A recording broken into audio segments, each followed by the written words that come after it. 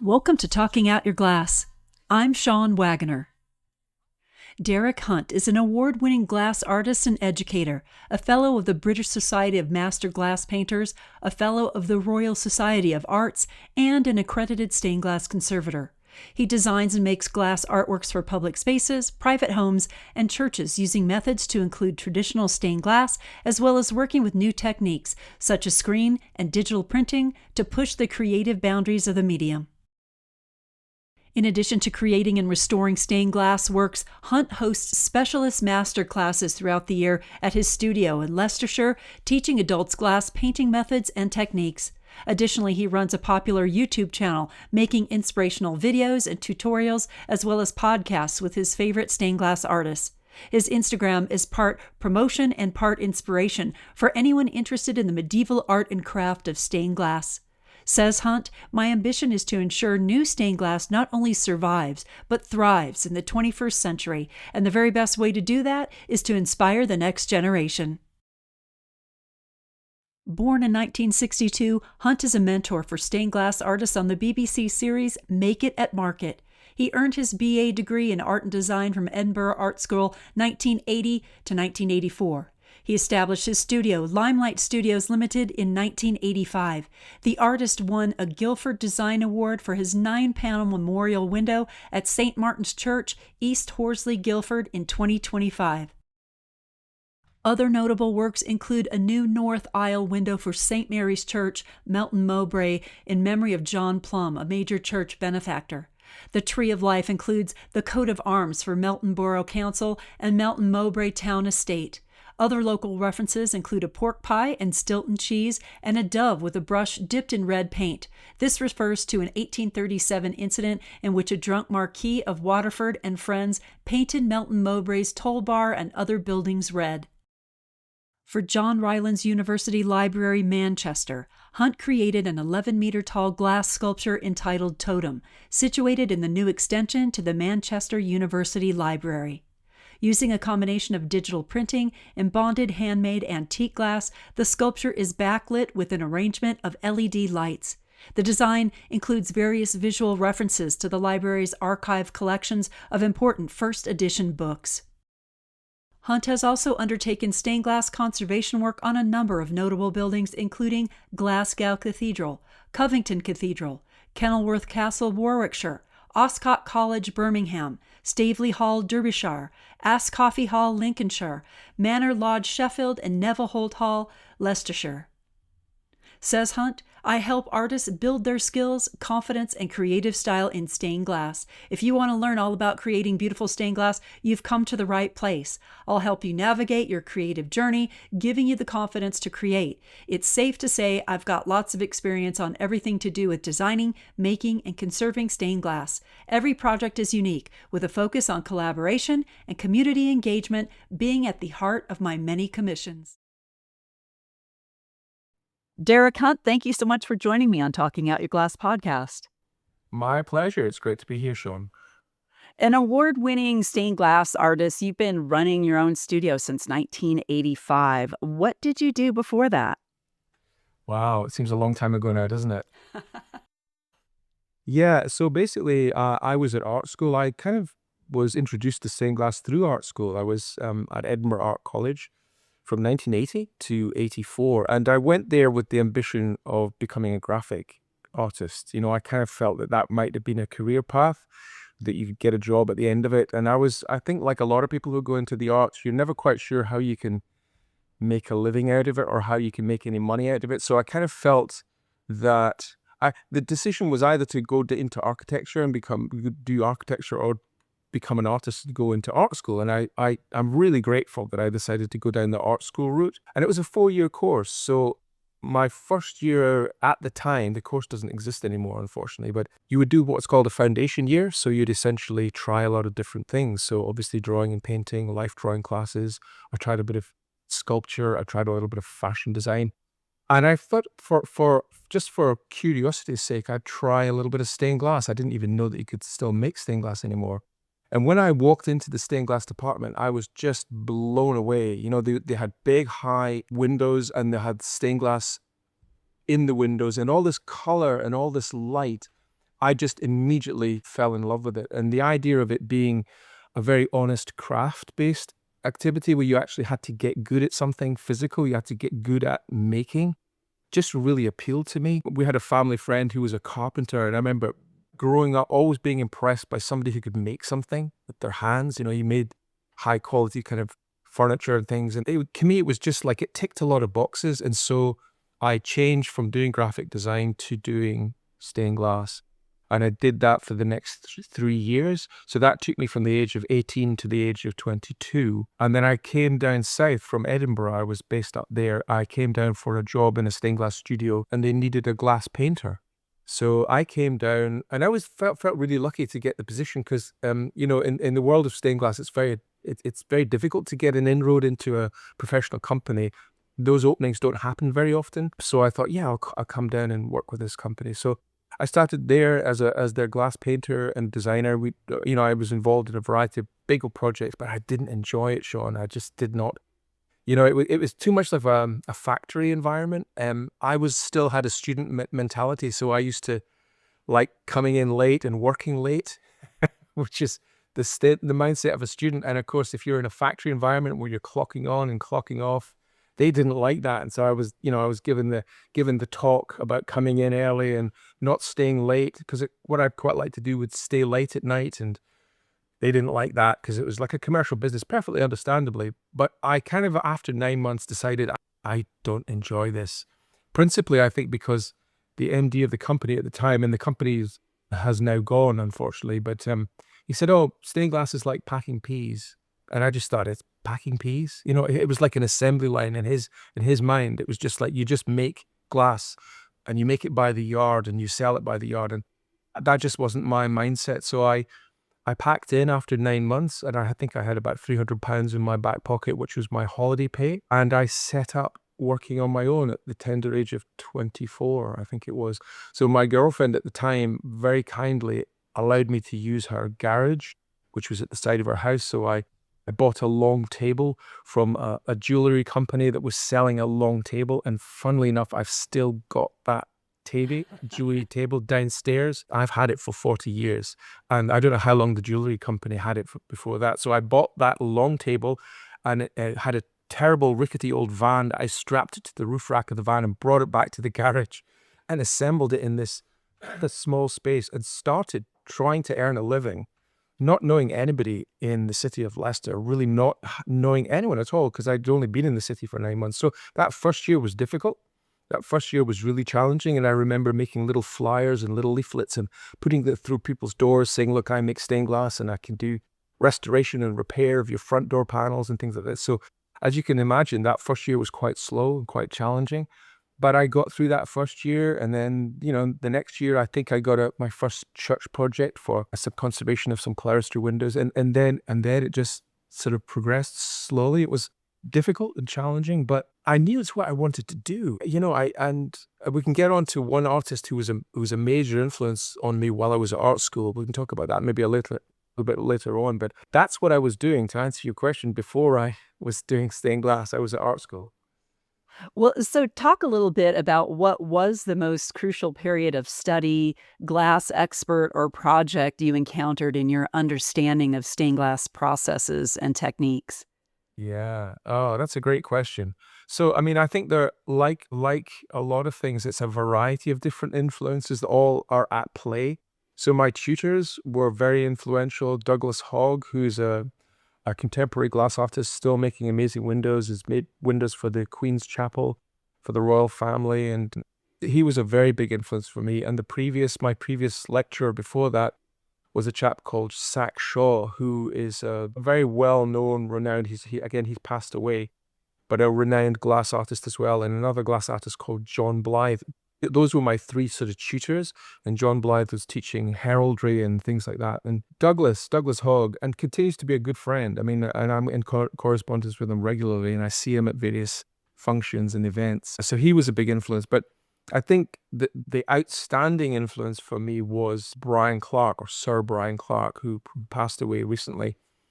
One of the reasons for me starting in the stained glass department was when I went up that day, as I was telling you, and I saw this amazing glass, and I'd kind of had this shift of like, wow, could I possibly do stained glass rather than doing graphic design?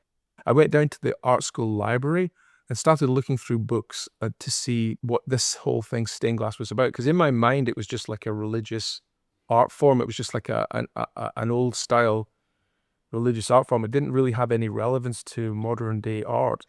And I found one of the first books by Brian Clark called Architectural Glass, and it was an absolute revelation. I suddenly saw amazing new glass in the Germanic style, this architectonic glass that was described back in the kind of late 70s and mid 80s as a new way of designing and creating glass that was instigated with the German artists and then kind of progressed across the world. I suddenly saw that you could make modern glass, and that was really inspirational for me. So in my final years, my dissertation, I decided to do it on Brian Clark.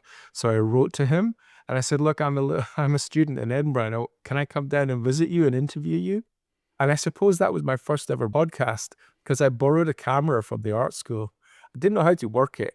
And I took it down on the train and met with Brian Clark in his studio. And he was fantastic. He spent the whole day with me. Meeting him and seeing his studio and the way that he worked, he was only 30 when I interviewed him, and he'd already done amazing projects in the Middle East, and he'd written a couple of books. And of course, he went on to be this meteoric rock star in the stained glass world. And he was so generous with his time. And I thought that was a great way to, if you are an artist and you can make interesting stained glass for public buildings, that was my ambition. So that was my North Star, and that kept me going. So to answer your question, my art school's tutors were a big influence, and Brian Clark was a big influence too. Well, you're a fellow of the British Society of Master Glass Painters, a fellow of the Royal Society of Arts, and an accredited glass conservator. Talk about these organizations and accomplishments and how they're important to your career in glass. Okay, so the first would be the British Society of Master Glass Painters. Douglas Hogg, my tutor, was a fellow of the British Society of Master Glass Painters, and he was the one who introduced me to it and said, "Look, Derek, you should get involved with the British Society of Master Glass Painters because they are the main institution that's promoting glass, both academically and in terms of exhibitions. And it was a sort of center for art historians, amateurs, interested parties to meet. And so I became a member at about sort of 20, I think.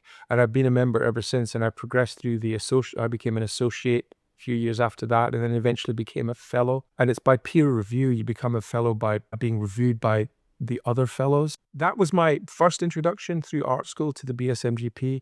And then later on, I became aware of the Worshipful Company of Glaziers, which is the second main body here in the UK that helps promote stained glass. And again, it's one of the guilds of London. So that would be, all of the wool merchants guild, the clockmakers guild, the guild of scientific instrument makers, all different types of guilds. So basically, I got involved with that group as well because they are very active in providing help and support for up-and-coming artists. They had at the time what was the premier competition in the country, or internationally, I think, for stained glass, which was the Stevens competition, and people could apply from all over the world and did I think within the first 5 years of becoming professional artists, they could apply to the Stevens competition for bursaries and scholarships, travel scholarships, those kind of things. So again, it was a very important organization to be part of. So I joined that and became a freeman of the company and then a liveryman. And I'm quite heavily involved in the Worshipful Company of Glaziers. I'm one of their arms is one of the things that they do is they run a repository, a stained glass repository, which rescues stained glass from redundant churches and public buildings, art that's of interest and of historic or artistic merit, and it's saved and then it's relocated again in a new church or a new public space. It's a charity, so we don't charge for the stained glass, but sometimes people who take the glass on will give a donation to the charity to keep the lights on, basically. So I'm quite heavily involved in that. I'm the chairman of that particular group, and I kind of feel that I'm helping to keep the historic aspects of stained glass from being lost. 'Cause I don't know what it's like in the States, but here in the UK, we're losing a lot of churches. They're closing down, and they're maybe getting sold on to developers who might not care or know that the glass in their churches might be historically interesting, might be particularly beautiful, or might be a rare piece of work. And so it might get lost or get sold onto the open market. So the repository is there to try and salvage glass so that it can still be enjoyed for future generations. So those are the two main organizations that I'm involved with. You know, they're the two kind of main bodies here in the UK, and they both publish journal. Well, the BSMG publishes a journal, and the Worshipful Company continues to give out scholarships and traveling scholarships for various artists. And some of them come to me as well. They'll get a scholarship or they'll get a traveling scholarship, and they'll say, I want to come and study at Derek's studio, you know, for a period of time. And then I want to go on to study at another studio. So it will allow young students to then get experience in professional studios. So it's a great facilitator, you know, and as you know, or, you know, I'm all about passing on the skills to the next generation. So it's an important thing to be involved with. So yeah, happy to be involved with both the British Society of Master Glass Painters and the Worshipful Company of Glaziers. The Worshipful Company of Glaziers is probably the best name of any glass organization I've ever heard. It's a mouthful. It's a good name. That's for sure. It's a mouthful. Yeah. I mean, I think years ago, I used to sit on the council of the British Society of Master Glass Painters, and they were debating whether to change the name, because again, that is a big mouthful. But I think the name British Society of Master Glass Painters, if they lost that name, they couldn't reacquire it. So they thought, oh, well, that's quite a unique IP as well. So they decided to keep that name. But unfortunately, they're both very long names. But very memorable. So you've created many new large windows, including the Tree of Life window for St. Mary's Church in Milton. Is it pronounced Mowbray? That's it. Perfect. Yeah. Yeah. To celebrate the life and history of this UK market town, describe and discuss that project. Okay, that was a lovely project to work on. Basically, I was shortlisted with 3 other artists to create a design which was a celebration of the town of Melton Mowbray. And I won that competition, which I was really pleased about. And I created a Tree of Life idea. But within the Tree of Life are a variety of different little vignettes. So Sir Malcolm Sargent, who is a well-known musician and conductor here in the UK, was a chorister at St. Mary's Church back in the day. So there was a reference to him. There was a reference to painting the town red. One of the birds in the tree had a little paintbrush painting one of the leaves red. The Leicestershire fox was climbing up the tree. So there's a whole lot of lots of other little references to that particular project. So it was a really enjoyable project because there's lots of little things hidden within the overarching design, which is the Tree of Life idea. And so I made it in my studio and installed it with a colleague, and it's still there today. And it was the last blank window, or window that hadn't got any stained glass in it, in that particular church. St. Mary's Church in Melton Mowbray was in the offing to be the cathedral for Leicestershire. It ended up being, Leicester Cathedral is in the city of Leicester now, but it was of the stature of a cathedral. It's really quite a large and impressive building, absolutely full of stained glass. And so this one single window hadn't been glazed. So it was a real privilege for me to put the final stained glass window in that particular church as a celebration for the town of Melton Mowbray. Yeah, it was a lovely project to work on. It was really nice that it was made in Leicestershire by a Leicestershire-based artist. And so it's got a lot of significance for me. Describe and discuss your work at St. Dunstan's, which includes hand-painted, etched, and enameled glass. So that's a completely different type of design. That's a much more contemporary design. St. Dunstan's Church in Woking was a brand new building. So again, I was approached by the architect to create 2 new windows. Each one was about 13 square meters, something like that in size, quite large. And both of them were in a sort of corner. So they were tall double glazed units. And so I thought, I'm going to create a contemporary design using modern techniques that I hadn't really used, rather than traditional techniques of cutting glass and painting glass, similar to the Tree of Life in Melton Mowbray. So I got in contact with one of the German studios. Now, the German studios are world famous for producing some of the most exciting and interesting glass. They are technically wizards when it comes to creating glass work. I know there are some amazing studios stateside as well. Judson Studios and others are creating fantastic contemporary work as well, and are groundbreaking in their techniques. But that's the case also in Europe, especially 2 or 3 German studios. You've got Meyer's studio in Germany, you've got Peter's studios, and you've got Derek's studios. So I've worked with 2 of the 3 studios, and the first one was Derek's studios. And so I went over there and I showed them this design, which was multi-layered, and it was using spray painting enamels, it was using double plating and treble plating, acid etching, screen printing, a whole host of techniques that I couldn't do in my own studio. So I went over there and they created these designs for me, and it was such an enjoyable experience. It was just so brilliant to be there because they have a really big setup and they have lots of international artists there. People from all over the world were bringing their projects to these studios. They do the project for you. So it was like being back at art school. You know, I was going over to different areas of the studio and seeing a Brazilian artist working on something or an American artist working on something else. And they have conservation studios, the glass in from Chartres Cathedral. So it was just this amazing place to be part of. And I love collaboration, and I love the collaboration process with different studios because I by no means know everything. There's a small part that I know, and there's a small part that I can contribute to a piece of work, maybe the vision and the idea, but then the application and all the techniques that are involved, bringing in those larger studios is a real revelation, and it's just a great experience. It's a very enjoyable experience.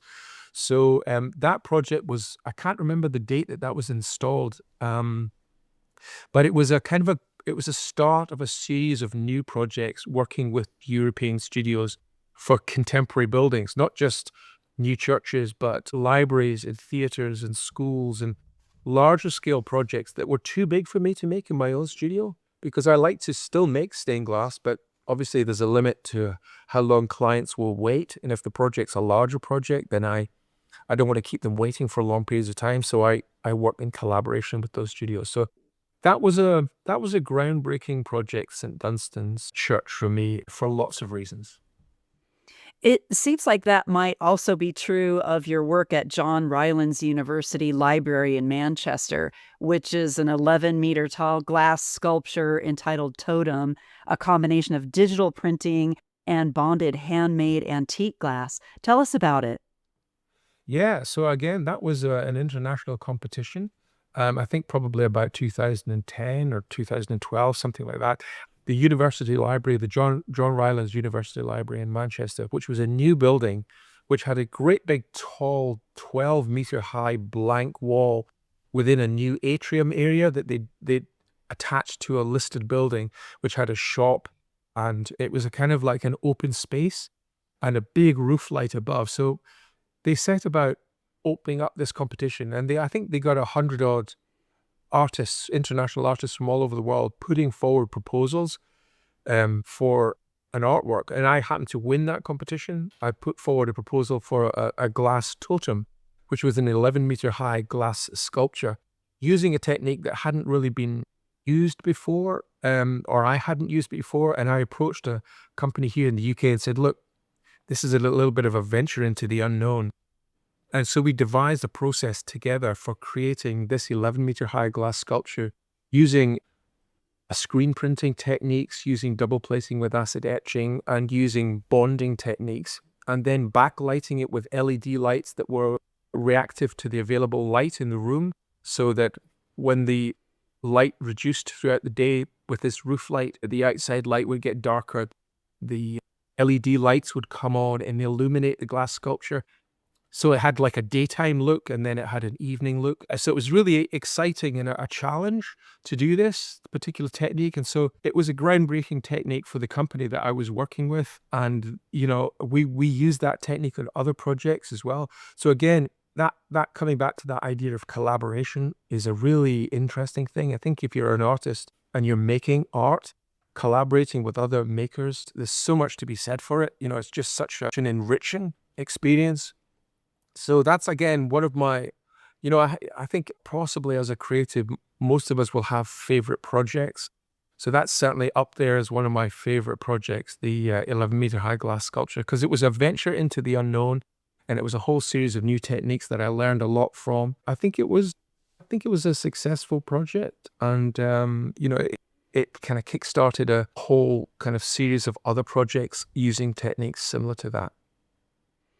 Was one of those projects your work at Richard Newcomb Court in Cambridge? Because you also used screen and digital printing for that work, right? Yeah, yeah, no, that was a different collaboration with a different studio here in the UK. Proto Glass Studios is a renowned architectural glass studio, again, who work with a variety of different artists, nationally and internationally. And, I'm all for supporting British studios as well, wherever I possibly can. So I've worked on a number of projects with Proto Studios over the years, and they principally do screen printing, and they're fantastic at interpreting your design as a screen printed idea and screen printing it using ceramic paints and ceramic pigments onto glass that can then be toughened, made into double glazed units, or in the instance that you're referring to in Cambridge, a roof light, a big kind of roof light over an entrance to a retirement home. So again, that was a national competition. Quite a lot of those projects were national competitions to create artworks. And I was referring to the fact that at the time it was a healthy sort of 2010 to 2000 and say 15 or so, there was government funding to help kickstart public art projects.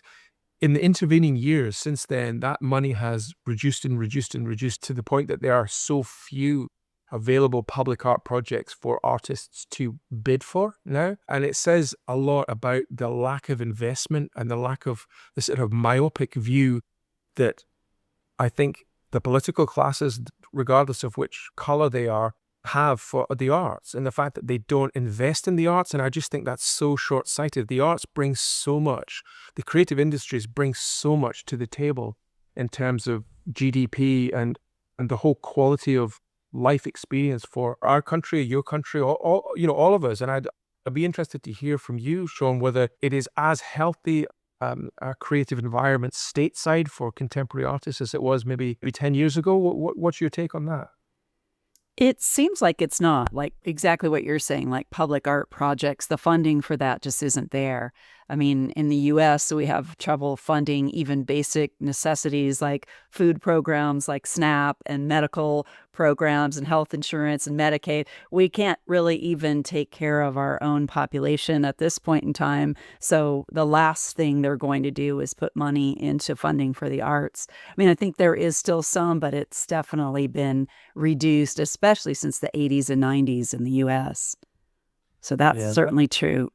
that sounds like a similar story. I mean, I think stateside, one of the great things that I wish we had here was the percentage for art scheme. So I don't know if that's still in place, where a percentage of the cost of a new build of say, an airport terminal or a train terminal is given over to public art. That has certainly been a great seedbed for the creation of new artworks in the States. And we don't have that percentage for art here in the UK. So we are very much at the mercy of donors or developers releasing funds. And again, we have the same arguments here about the topics of, healthcare, you know, funding our schools and funding our, all of those things are crucially important.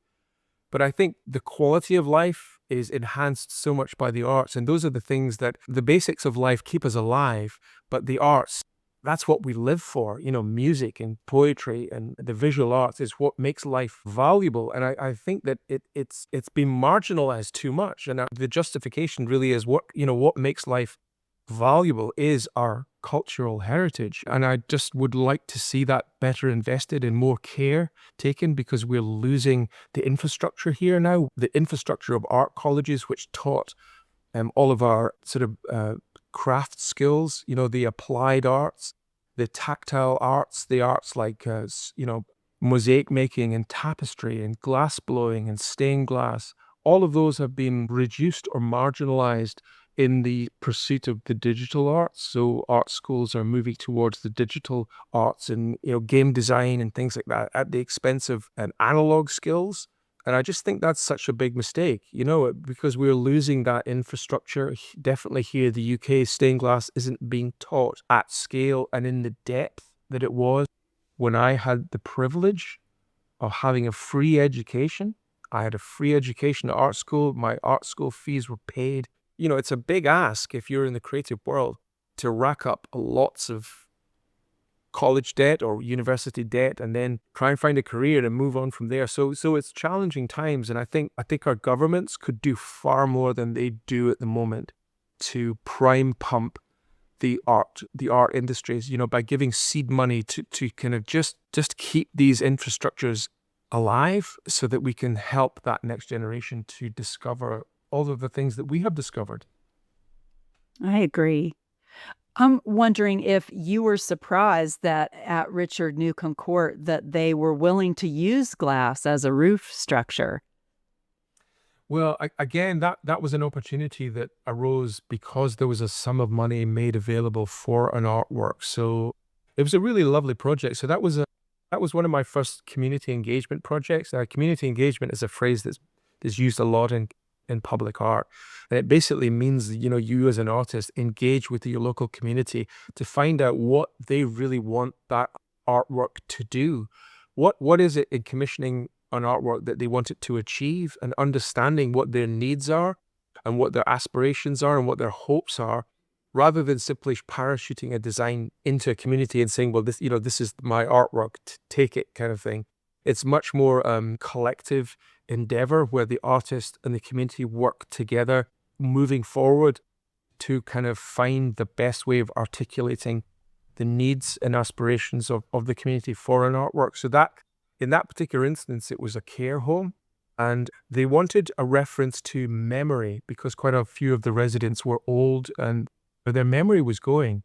And so they said, look, let's create an artwork that referred to memories. Basically, I devised this artwork based on their favorite memory from their childhood. So getting the residents to write letters to me about their favorite memories. So maybe, a garden swing that they used to like swinging on, or maybe their bedroom or favorite pet, or somewhere that they would go with their families. And we involved the community. So local primary school children were brought in to the care home as well, and they interviewed the old folk and got them to write that. They recorded their answers and they got them to write down their memories of their childhood. So the children were kind of, their generation were hearing what previous generations' childhoods were like. So that was an enriching experience for both the children at school and the older people. And we brought in local historians and we brought in the local museum. So there was a very much an enrichment from that local community. And part of the design has a Chinese letter on it, a character, which is the Chinese character for home. So again, that's bringing back the kind of idea of home and nurturing and memories that the Chinese residents have for their home. And so some of the letters make an appearance in the finished artwork.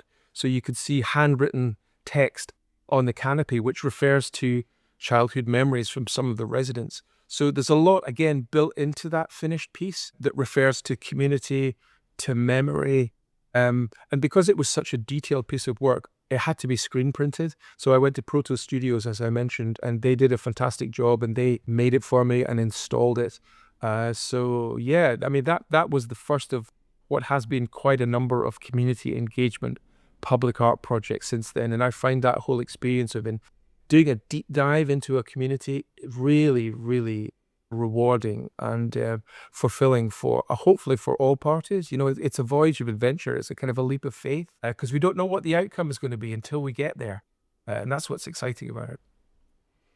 So, in addition to all of these incredible, groundbreaking projects, you also teach classes. Tell us a bit about when and why you started teaching. So during lockdown, like all of us, I'm sure you were the same. We were kind of stuck in for a long period of time. And I had work for quite a while. So I have a studio here next to my house. I've been here for about 25 years. And eventually I ran out of things to do. So one of my brothers, my middle brother, lives in Australia, and we used to play video games together, during the day because we had nothing else to do. And one day he said, look there, why don't you start making YouTube videos? You're sitting in your studio, you've got stuff to why don't you just start doing it? So he planted the idea in my head. So sort of 2021, I did some research and I kind of decided, okay, I need to buy a decent camera, which essentially was my phone. I need to buy a microphone. And so I bought a microphone. I bought an iPhone, and I sat down and I pressed play, and I recorded my first sort of serious YouTube video. And I had a YouTube channel for about 8 years before that, and I posted, like a lot of people, maybe posted 1 or 2 videos on it.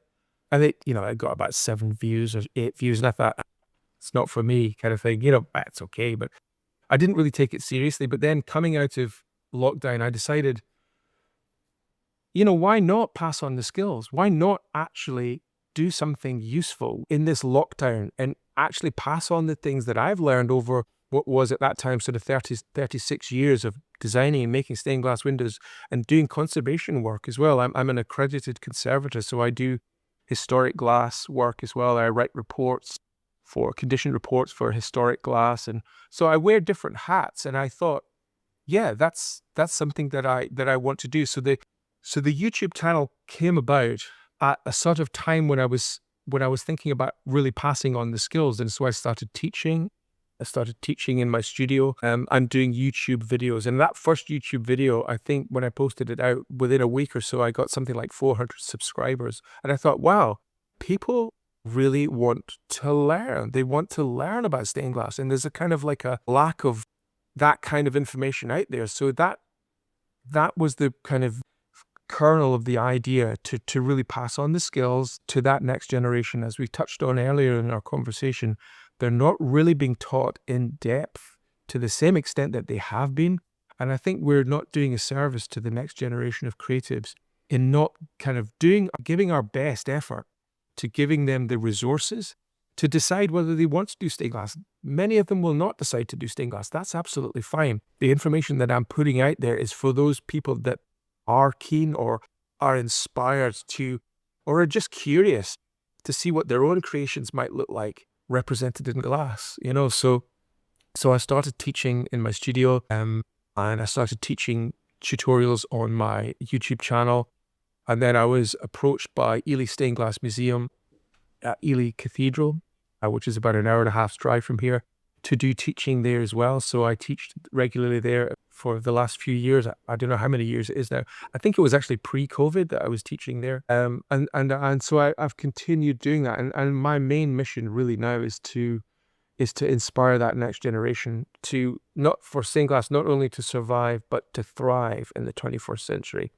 And the best way to do that is to inspire that next generation to take up stained glass, so that they're making stained glass and reinventing it. I hope they reinvent it in ways that we haven't even dreamt of yet. So that's what I'm excited about that. Sculptors and graffiti artists and photographers coming into stained glass and reinventing it, because my goodness, we do need it to be taken by the scruff of the neck and reinvented. Yes. So you decided to go online right away with your teaching in your classes. So I think I was probably teaching pre-COVID, and then the YouTube came in sort of just towards the end of COVID. And so I do those two things together now. They're both part of the same thing. They're both part of the same kind of mission to pass on the skills. And over the years, I've really kind of moved much more into teaching online. So I now have a variety of different online courses. The best way to learn, I think, always is in person. So if you can get to a masterclass with me here in my studio, or if you can go to there's some fantastic glass painters in the States who are teaching glass painting as well. Rita Schimmelfarb is doing some amazing work, and other artists as well. And in Europe, there are some fantastic glass artists. Again, also here in the UK, teaching glass painting. If you can get to those in person, I think that's the best method. But if you can't, and many people can't, they still want to learn. So providing online resources and online courses is a good alternative, and many people just can't make it across. So I've really thrown myself into that, and I'm kind of pivoting more and more after having done 40 years of kind of designing and making and installing windows. I'm pivoting much more towards passing on the skills in a variety of different forms and trying to inspire that next generation. And part of that is to interview other artists. I mean, I just love doing what we're doing today. I'm really keen to talk to you about your experience in the glass world. You have a fantastic, deep understanding of a variety of different glass disciplines in the States. And I'd love to hear about your kind of experience of how you see this world of glass developing. Because I think, these online resources are a tool and an instrument that we can use to our advantage. A lot of people don't like social media, and I completely understand that. They want nothing to do with it. I completely get that. But I think increasingly our audiences are online, and our audiences are reaching for their information to their phones, first of all. So in a way, we've got to be there for them. We've got to kind of be there to give them good advice and good help and good resources, with the ambition that they will somewhere along the line decide to engage more openly with glass, whether it's glass blowing or slumping, fusing, or stained glass work. That's the ambition. So I'm really devoting a lot more of my time to that work nowadays. So have you ever had a video or a post go viral? I suppose, it's funny, that term viral. I'm not quite sure what it means. I hate it. I know, I don't really know what it means. I have videos that are like, have I don't know, 500,000 views and things like that. Yeah, it's the interesting thing for me is that it's not about, for me anyway, going viral or building up lots and lots of subscribers and things like that. It's more about reaching the people that would like this information, and by definition, that's a relatively small audience. It's quite specialized. I do a lot of glass painting tutorials and maybe some design tutorials, and the ones that are by far the most popular and the ones that get the 500,000 views tends to be the fundamentals. So how to cut glass, how to cut glass, how to solder lead windows together, design windows, those kind of core principles. There's a big appetite for that. And YouTube is fantastic for delivering that kind of content, because essentially YouTube is the second biggest search engine on the planet, behind Google, and Google own YouTube. So between Google and YouTube, the vast majority of questions that get put up onto the internet are answered by YouTube and by Google. So if you want to reach people with good quality information, that's where you kind of need to be. To a lesser extent, although it's a very healthy group of followers on other social media platforms like Facebook and Instagram, YouTube is my baby. That's the kind of thing that is my principal way of reaching people. But up and coming, close on its heels, is Facebook, which is incredibly proactive. People are very chatty and communicative on Facebook, and there are so many good quality groups out there. There are some toxic groups as well, which I stay clear of. But, Glass Painting 2.0, for example, I got to give them a shout out for being a really high quality Facebook page with a lot of professionals who are in there sharing and sharing their knowledge, sharing their understanding, asking questions, and being open. And I think that lack of gatekeeping of knowledge is very, very important moving forward. I think if we don't open up this information to that next generation, it will die with us, because I'm very conscious of the fact that I'm of an age where I went to art school, I set up a studio, and many of the studios here in the UK were set up by art students who went through the deep dive art school process and went on to set up studios. The art schools here in the UK have pretty much abandoned doing these applied arts.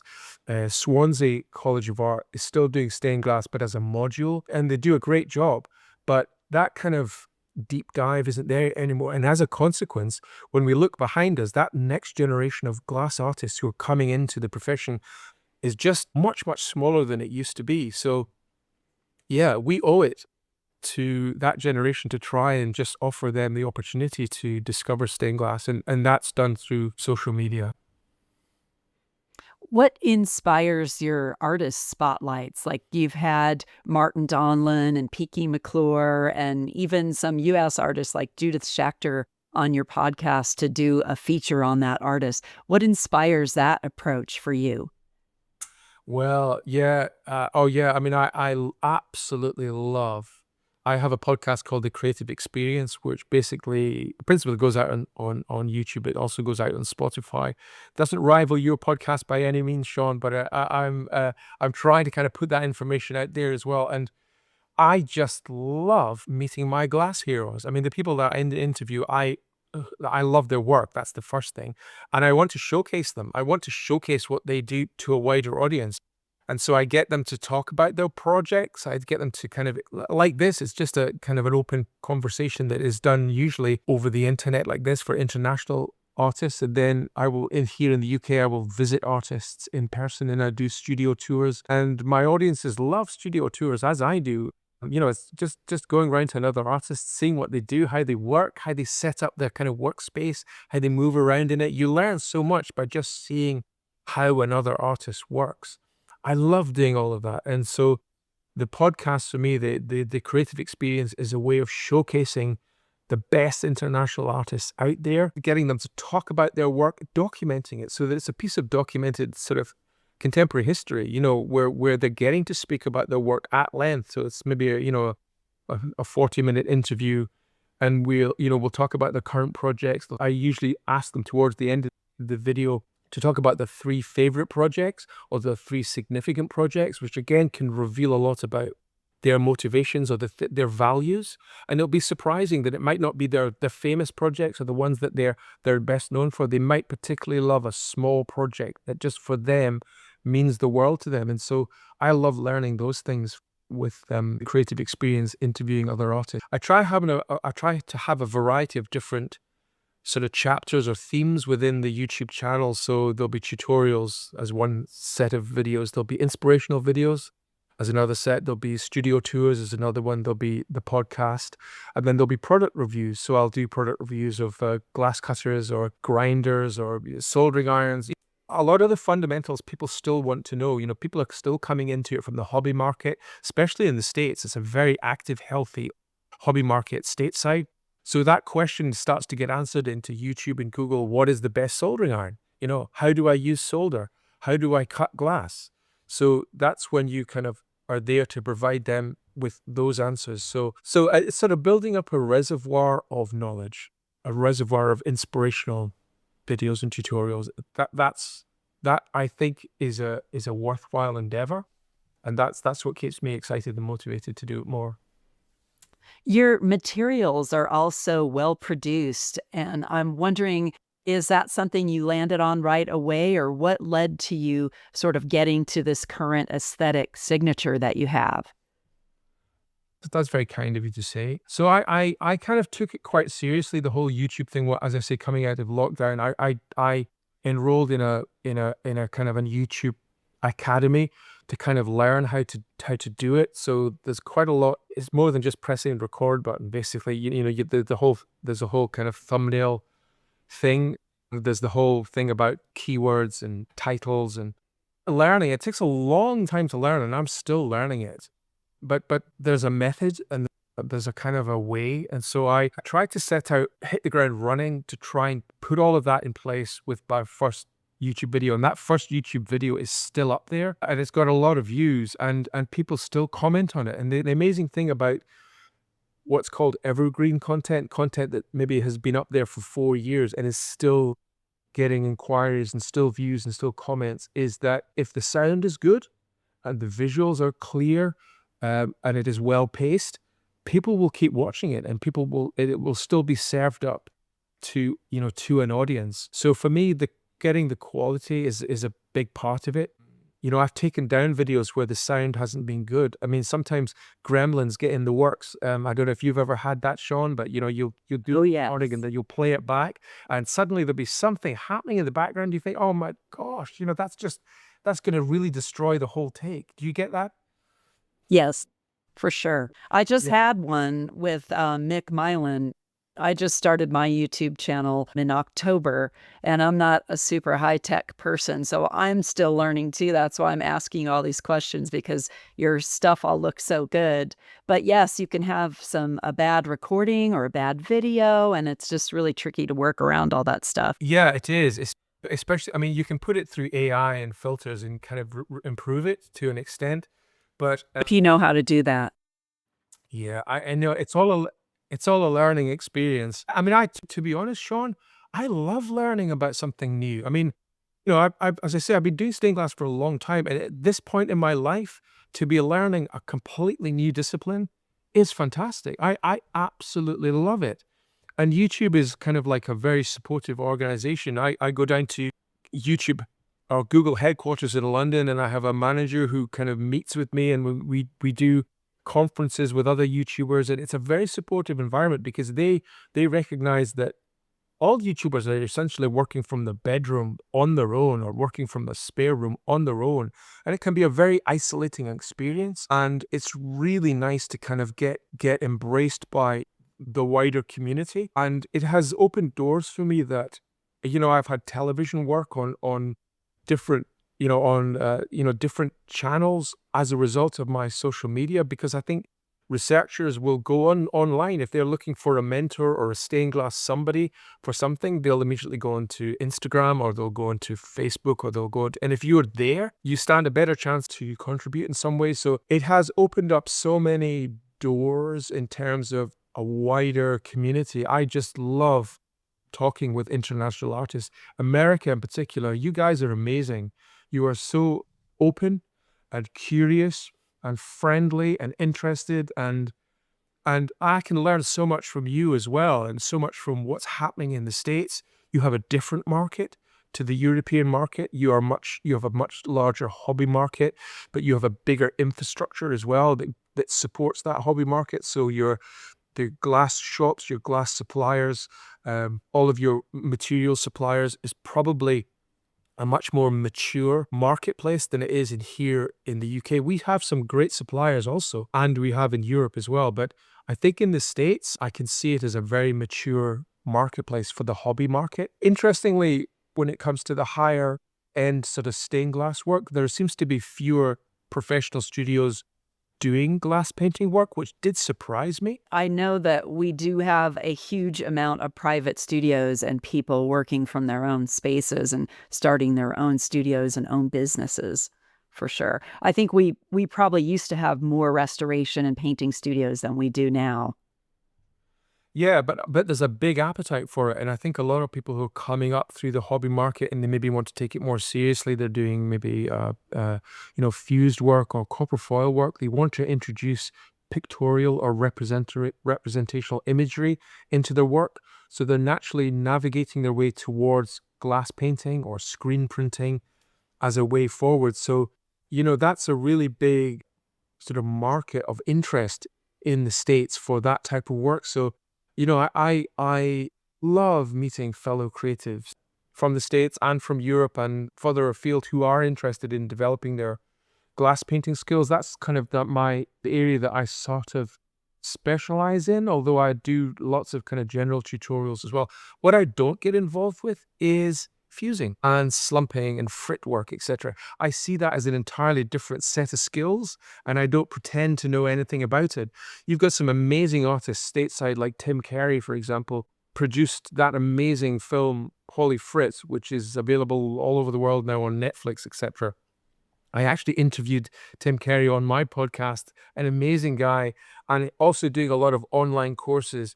And I have a huge respect for his kind of reinvention of fused glass combined with glass painting, along with Narcissus Quagliata, who I met on a number of occasions years ago when I was thinking of moving to the States. I visited Narcissus Quagliata at his studios in Oakland, California, and spent the time with him. Fascinating guy, and I've sort of followed his career. I mean, he's in his 80s now, and he's doing online courses as well. So there's a lot of people like myself putting this information out into the public domain. I'm conscious of, I have a limited set of experience. I'm okay at some things, and I could pass on the skills that I've learned, but I'm essentially a student at heart, and I love learning new things. And so I've still got lots and lots to learn from the glass blowing community and the fusing community as well. So most of your students that take your courses on YouTube, online classes, or in-person master classes, they're interested in painting, or are there other things that those students want to learn? So yeah, for a while I was doing quite a few years, I was teaching stained glass as well. But then I kind of realized that there are access to courses up and down the country on learning stained glass or learning copper foil work. So I wanted to concentrate, my time on the things that are not taught to the same extent. So I gravitated away from regular, like teaching people to make stained glass windows. to specializing in glass painting. So I now do masterclasses in traditional glass painting, which is like a 2-day course in glass painting, which is a real deep dive into all of the fundamentals of glass paintings, working with blacks, browns, and silver stains, and dipping pen work, and shading and texturizing. And I've started doing another masterclass on enamel painting. So the world of enamels is new, and it's a well-established world, but it's not getting taught. And there's a tremendous lack of resources and good quality information out in the public domain about using enamels. So I started experimenting on my own with working with enamels. I reached out to all the enamel suppliers in the States and in Europe and asked them for samples of all the enamels towards the end of last year. And then at the beginning of this year, I experimented with all of those enamels with the view of kind of putting a course together to try and pass on what I've discovered and what I've learned with enamel painting work. So that has also been like a very popular 2-day masterclass in enamel painting. And I've recently just started a 4-day masterclass, which combines glass painting skills and enamel painting skills. And that's pretty much sold out as well. So putting on an online course is a way of being able to offer that knowledge base to a wider audience as well. So yeah, it's now pretty much all glass painting skills that I spend my time passing on. Who are most of your students and what are their goals in glass? So it's a really interesting variety of fellow creatives who come in my course. Many are glass artists of one sort or another. Perhaps they're working in fused glass or slumped glass. Perhaps they're working in copper foil.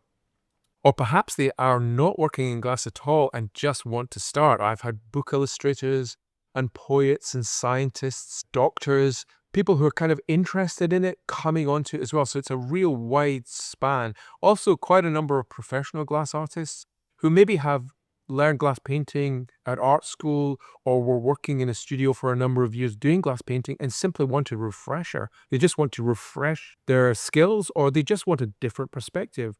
A lot of glass painters are very good who come on the course and they're just curious, as I am, with other artists to see how they do it. You know, I've been on glass painting courses with other artists and learned some amazing things because there's definitely more than one way to do it. And what I teach is just my discoveries and the way that I've learned how to do it.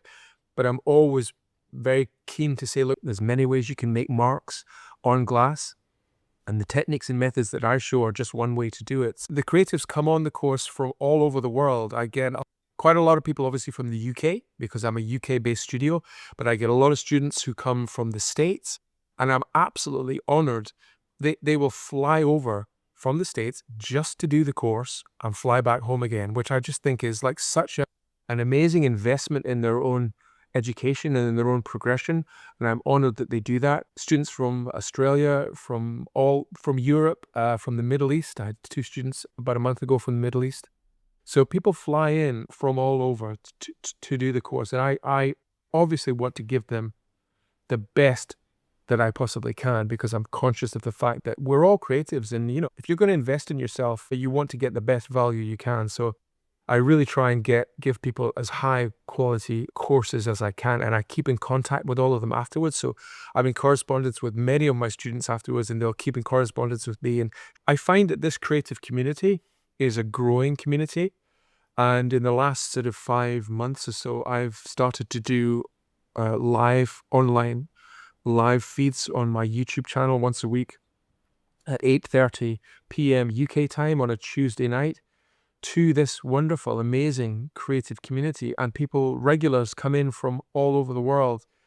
You know, as I've said, I mentioned lots of students from the States and from here in the UK and further afield will tune in. And you know, it's just fantastic. It's just a time for for me to answer questions live on the stream so people can put questions in live. I have a couple of moderators who will come on and do background research for me. If I can't answer a question, there's some amazing artists who come on, like Petri Anderson, for example, or Charlotte Savo, Kate Lavender, 2 students who I've mentored in the past will come on and help mentor the stream. And so it's just a great opportunity for us collectively to spend time together in this kind of amazing sort of internet space that we all occupy when we come online. It's this kind of strange world that we all occupy that's not in any one country. It's all over the place all at the same time. And I find all of that fascinating. So yeah, it's all about the creative community, and it's all about trying to help this community develop and grow and stay curious and stay interested in the world of glass. So, what else is coming up for you in 2026? I know you've got some glass painting courses that are going to come out in January. Yeah, so I'm busy filming those at the moment. It takes a long time to film the courses because basically, as you know, it's process driven.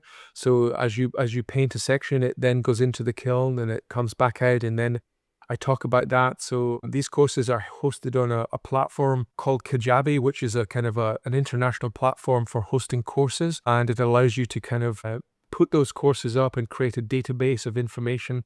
And I just find it a very useful way of kind of keeping data protection good, because obviously with data protection and all those kind of things, you have to be very scrupulous about the information that you hold for people. And I use PayPal, which is a secure way of doing it. So that's what I'm kind of spending my time on at the moment, putting another course together for that. I've just launched the 4-day masterclass, so I'm taking sort of information on that with a view of putting out more masterclasses in the new year.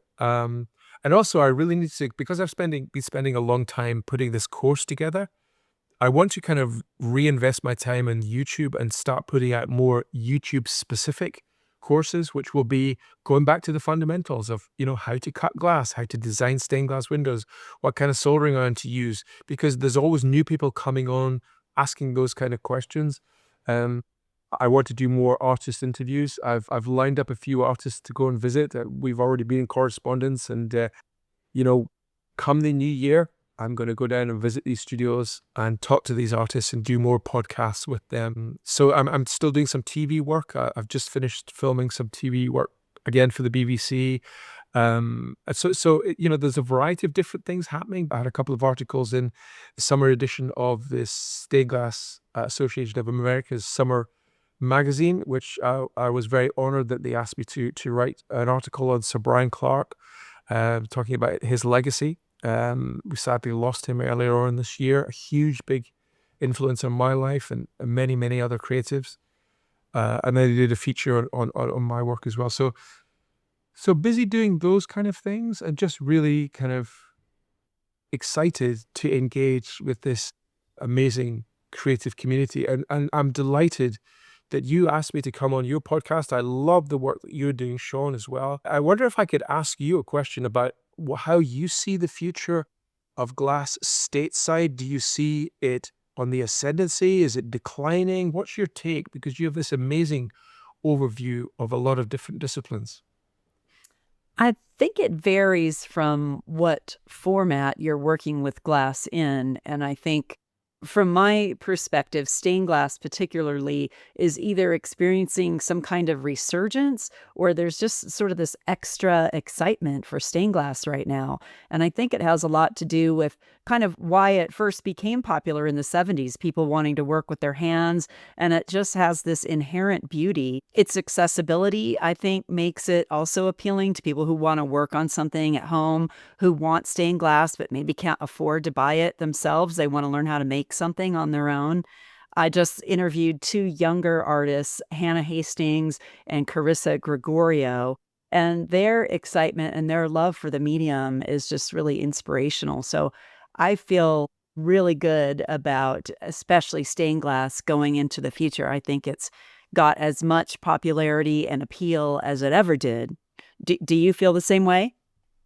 Yeah, I mean, I watched Hannah Hastings, your podcast with Hannah Hastings, which was fantastic. And she did her big drop, I think on the 6th of December this year, where she created all of her pieces and was selling them on Instagram. It was fantastic to see.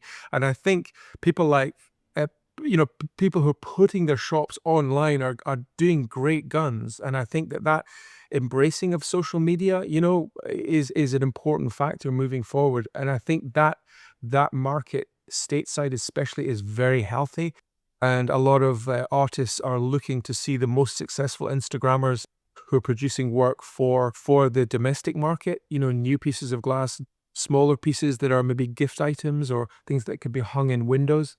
I mean, that is the kind of the groundwork that builds that next generation, because as these creatives come in and they learn those skills in different disciplines, they can become hungry to develop their own natural skills, to develop their own disciplines. So they'll eventually expand and develop the things that they do as well. Not everyone. I mean, a lot of people will stay in their particular niche and be very happy doing their work on a hobby level.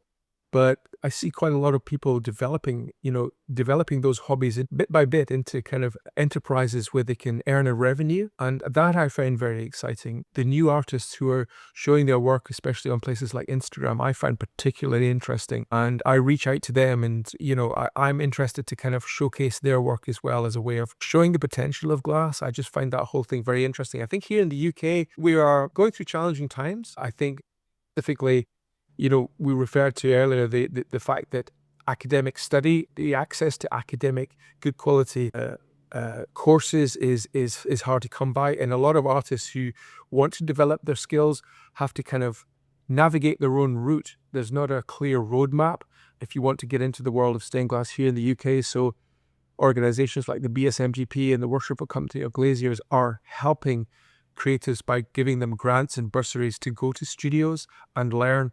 But it's a very bitty kind of way forward, that kind of piecemeal adding courses and times in studios where they can. So I'd like to see that better funded.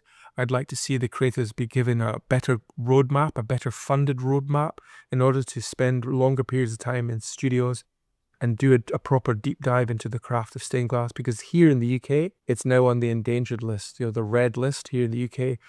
The charity Heritage Crafts listed it a couple of years ago. And it's a mixed blessing. A lot of people were unhappy about it being on the list. They feel that it's negative or pessimistic to put it on the endangered list. But I think it opens up the conversation that needs to be had. A lot of professionals have known for a long time that stained glass is up against it in terms of the prohibitively expensive cost of materials, the access to materials, the specialist suppliers who are leaving the market. Specialist glass paint makers have recently just left the painting market and sold their name to FuseMaster. Now, FuseMaster have been making enamels and paints, but it's a stateside product. I don't really use it very much here in the UK. So it'll be interesting to see what FuseMaster do with the Reusch brand. But Reusch have been my go-to paint, an American-based paint owned by Schilling, and I've used them for decades, and they have made fantastic paints and stains and enamels, and I'm dismayed that they've left the marketplace. If you read the room, you'll see that it's challenging. Glass suppliers are still there servicing the hobby market, but we need to bring more people into the world of stained glass to kind of help those suppliers find new markets and to sell to new buyers of glass paints and stains and people they need to buy glass, etc. So, I think the race is on for all of us to find those new creators and encourage them to come into this marketplace. The marketplace for stained glass, which was essentially a cottage industry anyway, has shrunk. I think it's got smaller. I think there are fewer studios and fewer people making it. And that's not a pessimistic thing to say. I think it's just a realistic kind of outlook, especially here in the UK. The people that are making stained glass and doing it are fantastic, and I applaud them to the rooftops for doing it. But I think we need to kind of galvanize ourselves to kind of help bring more people into it. So it's great the work that you're doing as well, Shawn. I really appreciate the fact that you're showcasing artists of all different types. Shawn, I'm fascinated to know what got you into doing podcasting. What was the motivation for you starting this amazing podcast of yours? Well, as you may know, I was the editor of a glass magazine for 32 years. And at some point, I just felt like people don't have time to read. They're not reading anything. I'm spending all this time writing 2,200 word articles on glass artists and processes, and I don't think anyone's reading them. And it was 2016, and there wasn't a glass podcast out there. So I thought I should teach myself how to do this and do a podcast, because my favorite part of what I was doing was researching an artist, coming up with questions, and then having the conversation. It certainly wasn't the writing part. That was very time consuming and challenging. Writing's a love-hate thing, right? So it just seemed to make sense to start focusing on the parts of it I loved, start a podcast because there wasn't one, and, have my work become more about the conversation than the writing. Fascinating. And how do you find the process of interviewing artists? Because some artists are shy, or some artists express themselves perhaps more through their work than the spoken word. Do you find that a mixed bag in terms of interviewing artists? Yeah, it is, and sometimes people try to write down their answers, like every single word, and then read them, and that just doesn't usually work very well. But for the most part, people are pretty I mean, I think I'm maybe a relaxing person to get to talk to. It's not stressful or anything, and they're in their own space, and for the most part, people kind of relax into it.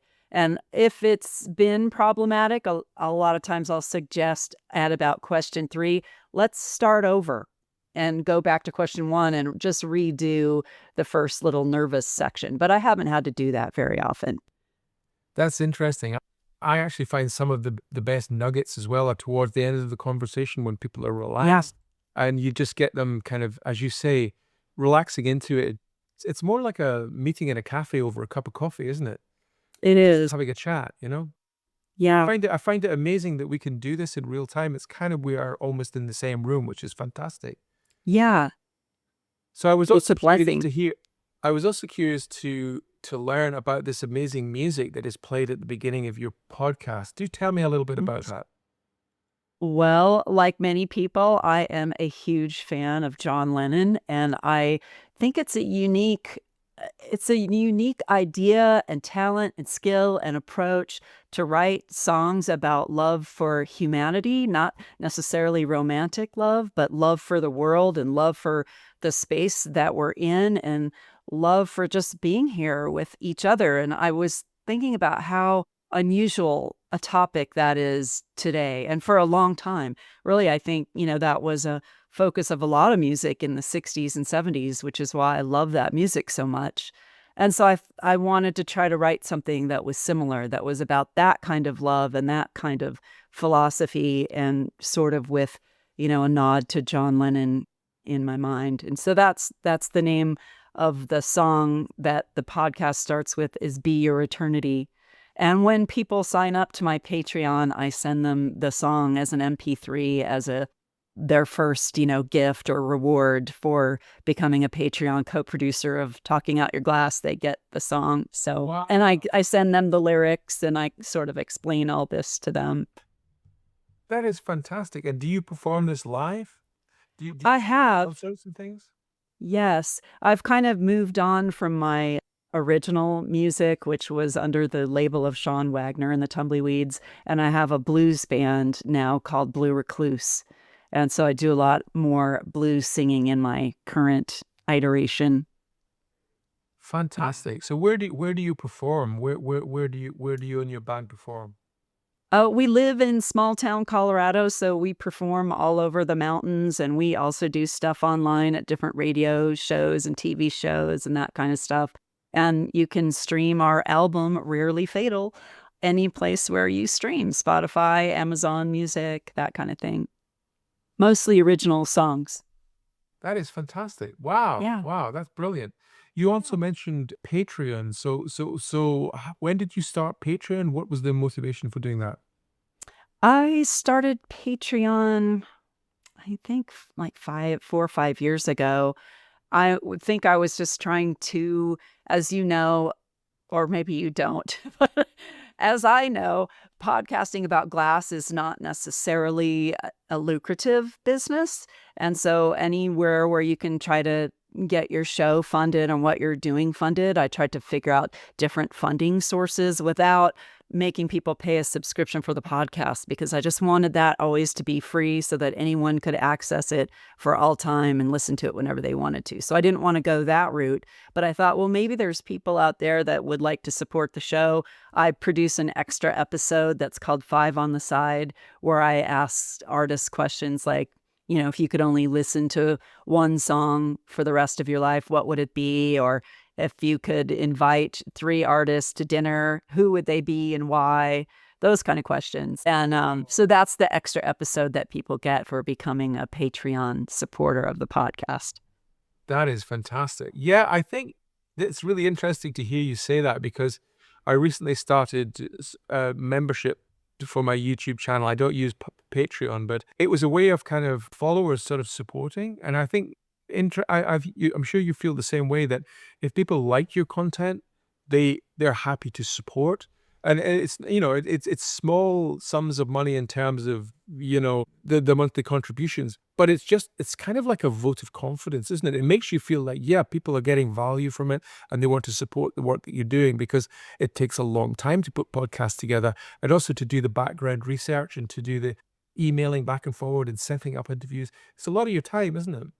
It is. It takes a lot of time. And if 100 people signed up for your Patreon and just pitched in $5 per month, it could be life-changing. And I mean, I certainly haven't reached that point yet. I haven't really noticed a huge difference by doing Patreon, but I do love doing that extra episode. And I do so appreciate everybody who is on there and who is helping support Talking Out Your Glass podcast. Because for all of us that are supporting the glass arts, we're helping each other. We're lifting the whole thing up all together for ourselves and for the whole glass industry. And I think that's been what's so amazing about glass. The whole glass world is just that way. We all seem to really love each other, really enjoy each other, really want to support each other. And it feels good to be a part of that. We have a phrase here called geek out on glass. Do you guys have that over there? Yeah, absolutely. Yeah. I'm definitely a glass geek. Me too. And I love geeking out on glass. So yeah, it serves its purpose. Oh, yeah. Well, from one geek to another, it's been absolutely fantastic spending time with you today, Shawn. Thank you again so Me much too. for asking me onto your podcast. Absolutely. Thanks for coming on, Derek. Appreciate it.